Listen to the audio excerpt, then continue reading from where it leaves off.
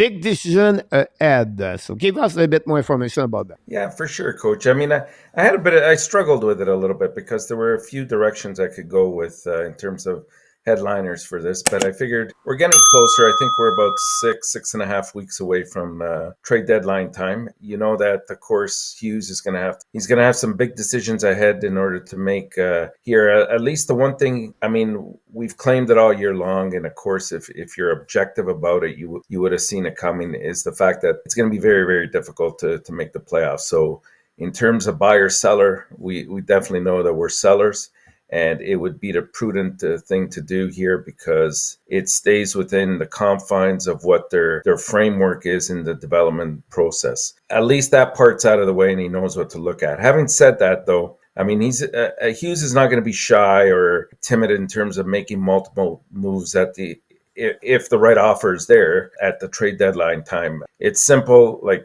I think personally, his direction will be to try to make the team a little bit better. Not necessarily this year, obviously, because that's not the goal. It's for the future. And so in doing that, we have to look at what are some possible candidates that to watch out for as the Habs try to retool ahead of the deadline. And the four names that I come up with, number one, Sean Monahan. I think he's the number one target for most teams that are out there that are looking for, depth piece, especially at center position. He's a pending free agent. He's making right now just under $2 million. So he comes with a great price tag, very minimal. Any team would be foolish not to at least ask in terms of what Montreal wants in return for him. So I think he's going to be on most of the contending teams' top list. If you think about it, he's a very versatile forward. He can play down the middle, obviously, at center. He can also play on the wing. He can play up and down the line from first all the way down to the fourth line. He comes with playoff experience. I think he's got something like 21 points in about 30 postseason games back when he was with Calgary. And the key thing is he's managed to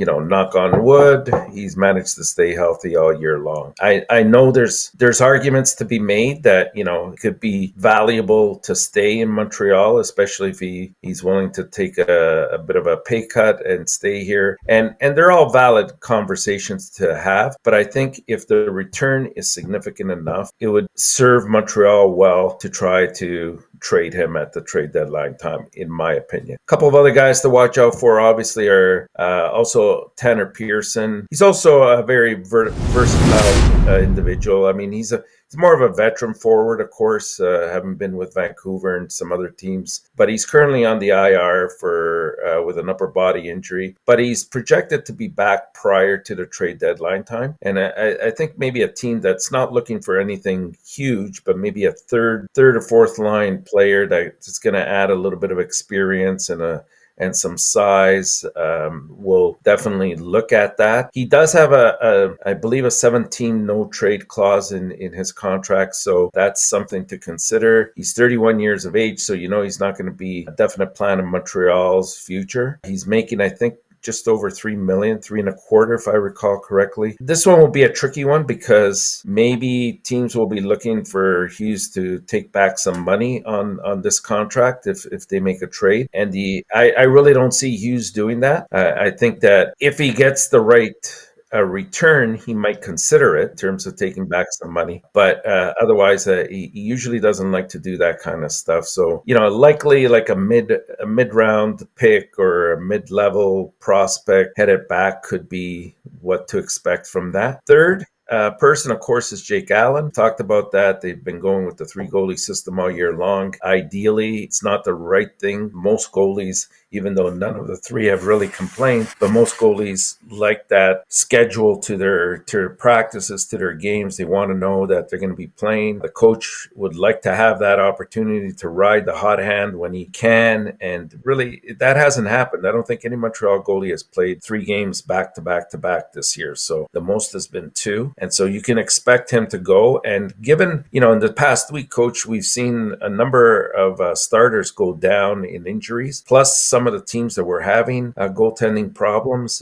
We mentioned a few at the start, like, Carolina, Toronto, Jersey was another one. Now LA is in that situation as well. So it could become very interesting at trade deadline time. And I think if you can package maybe a Sean Monahan and a Jake Allen, I mean, you could be looking at a pretty good haul here for the two. And the last person which comes up in conversation in terms of the trade deadline time is also David Savard. But again, he's a guy, he's a veteran that's, been playing much, much better lately ever since he came back from his injury. I know he's making 3.5, so that's not very attractive, and he is signed through next year as well. So that'll make it difficult in terms of a trade to happen.